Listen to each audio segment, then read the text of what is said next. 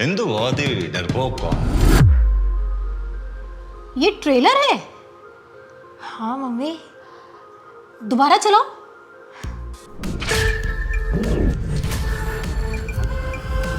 एक ट्रेलर में 51 से ज्यादा हिडन डिटेल्स, येलिना ने गन क्यों उठाई, किस पर रखी, और बड़े साहब की आइडेंटिटी, इमरान हाशमी की एंट्री और एक ऐसा सीन जो पूरी पिक्चर बदल देता है।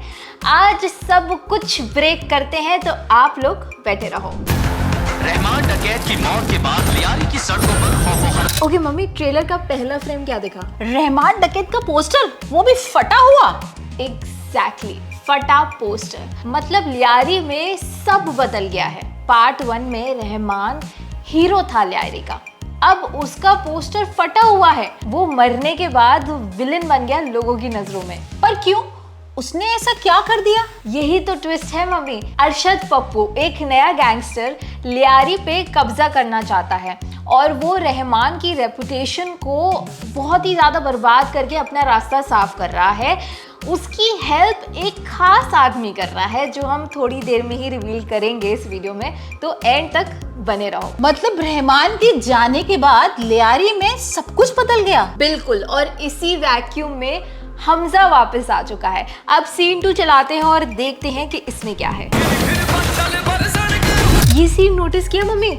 जसकिरात सिंह रंगी एक शादी में बैठकर आया और हाथ में सिर्फ बंदूक है। हाँ, वो सीन शादी में अकेला था गन के साथ। तभी मुझे लगा कि बाकी के जो लोग हैं उनके पास तो कुछ भी मिसाइल थी ही नहीं, अलग लग रहे थे बिल्कुल। और मारने का अंदाज मम्मी बिल्कुल भी नॉर्मल नहीं था।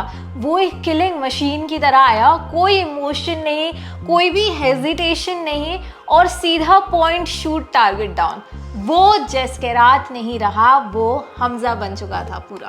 और वो ट्रेनिंग वाला सीन, वो भी तो था ट्रेलर में। हाँ एग्जैक्टली, उरी वाली ट्रेनिंग जैसे विकी कौशल को दिखाया था पैरा कमांडोज की ट्रेनिंग, वैसी सेम पैटर्न जसकिरात के साथ भी थी। और मम्मी, एक पैरा कमांडो 50 सोल्जर्स के बराबर होता है, तभी तो उसने मेजर इकबाल के राइट हैंड को इतनी आसानी से खत्म कर डाला पार्ट 1 में। ओह, सच में सही हुआ पार्ट 1 में। क्या बड़ा सा सर उठा के चल रहा था वो। अब क्या होगा पार्ट 2 में? क्या कसाब को हेलो बोलने का वक्त सही में आ गया है या नहीं, ये तो देखना होगा। अच्छा, वो लड़की येलिना हाथ में गन क्यों लिए हुई थी? संस्कृति, वो सीन कुछ समझ में नहीं आया। अरे वो तो पूरे ट्रेलर का मोस्ट शॉकिंग सीन है।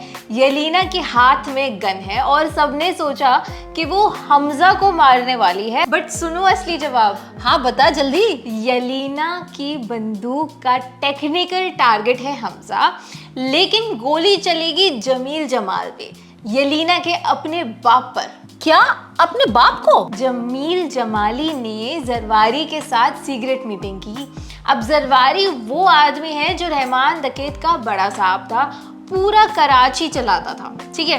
अब जमाली अपनी बेटी यानी येलिना को दाव पे लगा के वापस पावर पाना चाहता था। अपनी ही बेटी का घर तोड़ेगा पावर के लिए? हाँ मम्मी, और जब हमजा को पता चला है कि उसके ससुर ने ही उसे मारने की साजिश की, तो ट्रेलर में वो सीन है ना जहाँ हमजा की आंखों में आंसू भर आते हैं, तो वो एक्टिंग नहीं है, वो जसकिरात का दर्द और पूरा उसका दिल भर आता है उस टाइम। यार ये तो बड़ा भारी सीन होने वाला है सिनेमा हॉल में। और यही वो मोमेंट है जब येलिना, जो अब समझ गई है सब, और अपनी बंदूक अपने बाप की तरफ मोड़ लेती है। हमजा ने एक छोटी उम्र की लड़की से इसलिए प्यार किया ताकि एक दिन वो खुद अपने बाप की जान ले सके, तो ये उसकी पूरी प्लानिंग थी। आदित्य धर ने कितना डार्क और लेयर्ड प्लॉट बनाया है यार। कर मुशर्रफ के दस्तरखान पर रखा। और मेजर इकबाल, वो तो पार्ट 1 का मेन विलन था ना, अब कहाँ है वो? मम्मी, ट्रेलर में ना एक सीन है जहाँ पर इकबाल जेल में है, हेयर कट पूरा बदला हुआ है और कपड़े अलग, और वो सेम आदमी जो पूरा पाकिस्तान चला रहा था, अब पाकिस्तान का खुद कैदी बना हुआ है। वाह, आयरनी तो है।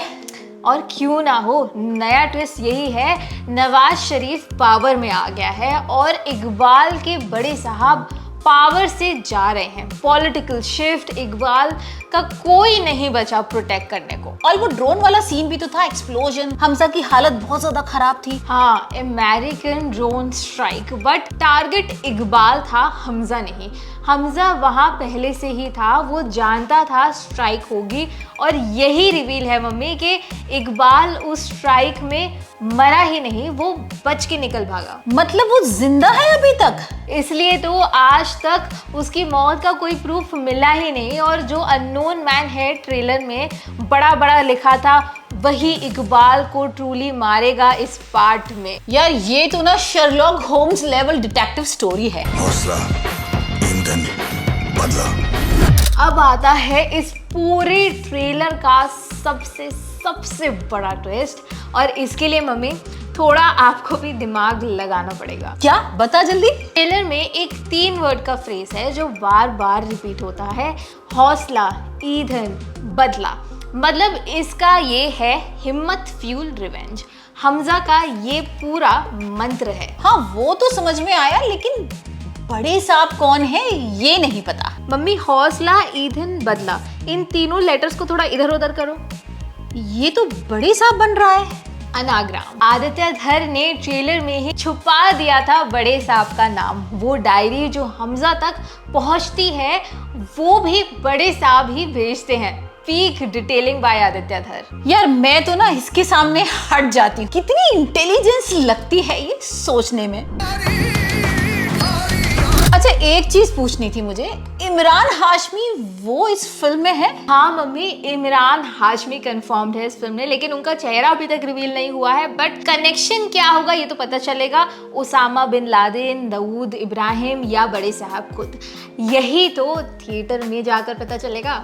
और वो औरत, एक औरत का चेहरा ट्रेलर में ब्लिंक और मिस था, काफी फैमिलियर लगी मुझे। मम्मी वो यामी गौतम है, उनका कैमियो कंफर्म है। ट्रेलर में सिर्फ एक फ्रेम के लिए चेहरा था, अगर ब्लिंक किया तो मिस। अब वो सीक्रेट एजेंट होंगी या फिर बड़े साहब तक पहुंचने की कोई सीडी है, ये तो 18 मार्च को ही पता चलने वाला है। मतलब एक फिल्म में रणवीर, अक्षय, माधवन, संजय दत्त, अर्जुन रामपाल, इमरान हाशमी, यामी गौतम।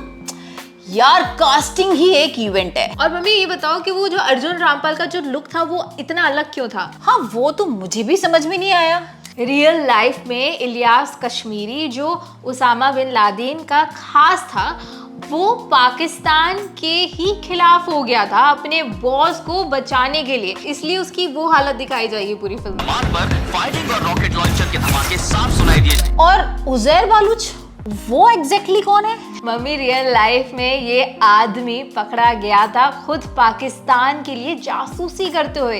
फिल्म में हमजा ने ही ये इंफॉर्मेशन गवर्नमेंट को दी थी, और इसी से पुलिस को अपनी साइड ले लिया था हमजा ने। मतलब हमजा एक साथ लियारी का किंग भी बन रहा था और रॉ का एजेंट भी।